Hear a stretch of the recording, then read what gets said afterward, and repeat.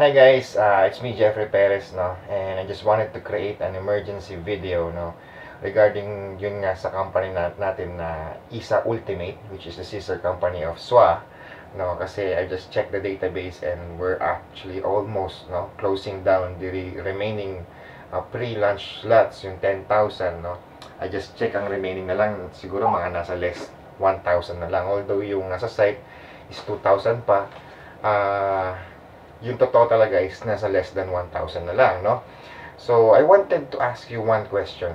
Gusto nyo ba, no, sa mga nag-iipon pa or sa mga nagdadalawang isip pa, gusto nyo bang i-extend natin yung pre-launch offer, no? So, kasi ang bilis siyang naubos, no? And I believe there's a lot of leaders and there's a lot of people who wants to get in early, no? And I just wanted to ask the question, kung gusto nyo ba, no? Parang poll question na, para due to public demand, pwede naman natin i-consider na takasan pa yung number ng pre-launch slots, no? And also, I would also like to explain to you some important facts regarding how important ba to join a starting MLM company at its pre-launch stage, no? So, before that, gusto ko munang i-share sa inyo na yung point of view ko regarding ano ba talaga yung role ng SWA members sa ISA Ultimate. Now, of course, just to tell you guys, no, this company, although there are sister companies, no, they are run by the same management, pero both is a different company, no, different talaga siya, pero under the same management, no. And also, magkaiba naman talaga siya ng sa lahat, 'di ba? Ito kasi online, ito naman is traditional offline, no. So, minsan napapaisip nyo, ano ba talaga yung magiging role natin? Yung mga SWA members, especially the core leaders and the sub-leaders, ano ba talaga yung magiging position natin doon? Diba, are we going to build a big network there as well? Or, paano na yung SWA? Diba, alam ko may mga tumatakbo dyan sa isipan nyo, and I would like to explain to you that, no? So, ako kasi, I've been in the industry for almost mga 5 years then, and before ako mag-SWA, galing din ako sa offline industry, no? So, nung nag-shift ako sa SWA, and I actually made it good sa online business naman, di ba? Nung nagkaroon ako ng parang yung resources, di ba? Medyo malaki yung kinikita ko. Naging user po ako ng mga products ng iba't ibang MLM company, no? I'm being transparent to you guys, no? And as much as I don't like to to mention specific products, pero para na rin kasi ito sa transparency na maintindihan nyo, no? So ako, I've been using yung mga Usana na vitamins, no? Napakaganda niya sa kalusugan. Also, I'm taking plum, di ba? Also, I'm drinking barley, ganyan-ganyan, no? Kasi, naisip ko, yung importance kasi ng health, no? If you are following my timeline, alam nyo rin na nag-enroll ako sa Fitness First, di ba? Kasi, syempre, what is wealth kung talagang hindi naman maganda yung pakiramdam mo, no? Parang hindi ka naman talaga, parang nanghihina ka, especially sa atin ng mga SWA members, importante ho yan. Kasi nasa bahay lang tayo, minsan kulang tayo sa exercise, no? So, we also need to look on our health side naman, no? So, yun yung magiging role natin. More of like a consumer lang ho tayo doon sa ISA products, which is a very wonderful product. Yung AFA na content niya, napakaganda ho niyan, no? So, that's why hindi na ako bibili sa iba, yung AFA na lang. Nandito na lang sa ISA yung hinahanap kong effect, diba? More powerful ng barley and spirulina, so, and slimming product na rin siya. So, parang andun na lahat yung gusto ko. Parang vitamins na rin siya and food na rin siya, source of protein na rin siya. So, all around na yung AFA kasi, no? So, another thing that I would like to share to you guys, ano ba yung importance of joining a company on its pre-launch stage, no? Ako, isa ko sa mga living testimony na umasenso, no? Hindi naman sa umasenso, just because I got in very early po dun sa SWA Ultimate, no? So, just to explain to you guys kung ano ba yung structural difference natin na mangyayari kapag nag-encoding na, no? Uh, for now, let's just for example, ako po ito. No? I am the 001 of the company. No? Of course, other leaders will be plotted in here. No? Let's just say sila Johnny Yen, sila Gome, sila Lenton Jason, di ba? So, each of these leaders, no, yung core group, meron din mga sub-leaders yan. Di ba? So, wala hong ibang pupuntahan yan, kundi dito po. No? So, yung chances nyo, if you get in early, there's a big chance na malagyan ho kayo ng spillovers. Okay? Kasi wala ho kaming paglalagyan yan, kundi sa ilalim. Kasi ang rolling ho, no? Ang rolling natin sa isa, for example,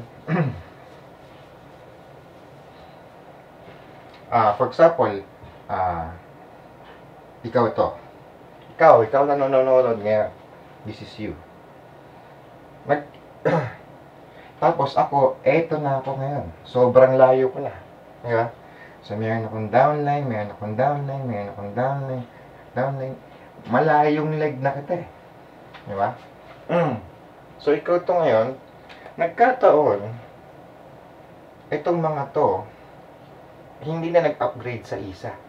No? So, no matter how, bawa ito, hindi na nag-upgrade. Lahat ng nasa stem na yan, hindi nag-upgrade. You will go out. Doon po dun sa pinaka latest na upline mo, na whoever that is, yun yung magiging direct upline mo. No? So, it's a great timing, no, para po sa mga yung mga members ng SWAN na hindi na nila nabalitaan yung upline nila, di ba? Or if you want, if you can check kung sino ba talaga yung root upline nyo, di ba, na mag-upgrade, di ba? You have the biggest chance to actually be in the front line of this great opportunity, no? So dahil kaya nga napakaganda ho ng timing. Kaya kung makita nyo, no, on our first day, almost 3,000 kagad yung nag-paying. Ganun ho kadami. So that's why I'm encouraging you guys na you I suggest na pumasok na kayo. No, I cannot promise na mabibigyan ko kayo ng sure spillovers, pero yung chance po na malagyan kayo ng mga tao kaagad is very, very high at this particular stage. No, unlike po nung nag-start yung SWA, talagang totally wala ho yung libreng downline. Lahat po talaga yung create. Pero ngayon kasi, it's like yung whole structure ng SWA is magka-carbon copy sa isa eh. So, there's a big chance talaga na yung network mo is prepared na. No, although I cannot promise you that, no, pero there's a very big chance. Okay? So, now, I would also like to announce to you guys that we are now allowing multiple headers sa isa. Okay? We are now allowing multiple headers sa isa for the price of 3,888. Pero para lang ho ito sa mga naka-multiple heads na sa SWA. No? So, paano yun? Explain ko lang. For example, ako ho ay mayroon akong mga 15 accounts. So, ang username ko is Jeprox, 1 Jeprox, 2 Jeprox, and so on. No?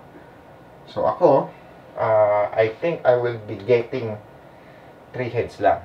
No? 3 heads lang siguro ako.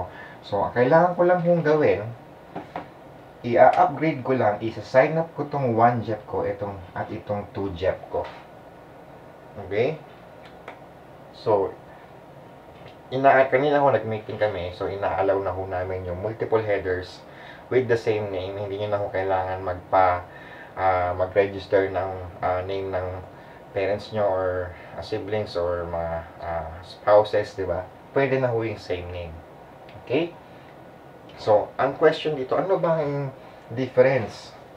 Ano ba ang difference ng 1 head sa 3 headers, 7 headers sa binary compensation plan, no? Para sa mga clueless kung ano ba talaga yung binary, no? Bigyan ko lang kayo ng heads up kung ano yung advantage ng naka-multiple heads sa hindi naka-multiple heads. For example, ito, naka-1 head ka lang. Then, dito naman, naka 3 heads ka. Okay? Ang binary po is more like, most likely, it's running by on yung tinatawag nating point system. No? So, sa ngayon, wala pa ako tayong specific na point value, pero yun ho talaga yung mangyayari. Meron hong point system kasi kailangan ho ng pairing. Now, let's say, for example, merong sumali sa yung 10 tao dito. 10 tao sa kabila. No? Sige, wag na natin i-explain yung point, no? Yung 10 tao na yan, so, 1, 2, marami yan. Di ba? 1, 2, 3, 4, 5, 6, 7, 8, 9, 10. Yan. Di ba? Tapos may 10 tao din dito. Okay? So, kikita ka dito ng, kung 1 point ng ano, 10 match point. 10 match point, no? So, siguro, equivalent ng 10 match point, let's just say na, ang match point nun is 2,000 pesos per 1, no? So, meron ka ditong 10 match point, no? So, let's just say, ang 1 point is equals to 2,000 pesos. No? So, kung meron kang 10 match points, meron kang 20,000 pesos na kinita. So, 1 head yan. So, 1 head yan, ha? Okay? 20,000. Okay? So, dito naman sa 3 heads, medyo ilayo lang natin, no? 3 heads, sa tig 10 tao, hindi mo siya ilalagay ng tig 10. This is you, and this is you. So, ang gagawin mo dyan, ilalagay mo yung 5 dito, 5 dito, 5 dito, 5 dito. Okay? So, itong head na ho na ito, kikita yan ng 5 plus 5. So, meron siyang 10 match point. 10 match point, meron siyang 20,000. Okay? Same lang. No? Eh, kaso, head mo rin ho ito eh. Diba? So, kikita yan ng 5 match point. 5 yung nag-match. So, that's, meron kang 10,000 dito. Then, meron kang 10,000 dito ulit. Okay?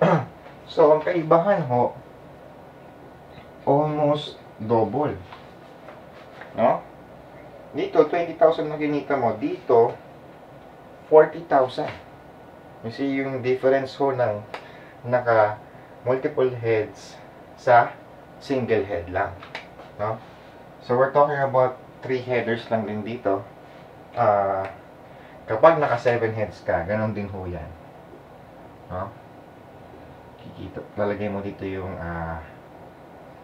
3, ganyan. Ganun pag mas the more heads, the better. No? So, right now, we are actually allowing multiple headers. Then, di ba? And yun, sinare ko lang sa inyo yung number 1 advantage ng joining a company on its pre-launch date, yung pinaka-importance nun, allowing this, di ba? And ano ba yung role natin as members sa ISA. No? So, I hope you get something from this video. Again, pasensya na sa suot ko, no? I just have this thought kasi we're closing down the pre-launch slot, no? Now, if you want to extend, comment yes or no, no? Na parang, gusto mo ba mag-extend yung pre-launch slots? Yes or no? Okay? So, depending mo sa sa votes nyo, then we might consider increasing pa the number of slots, no?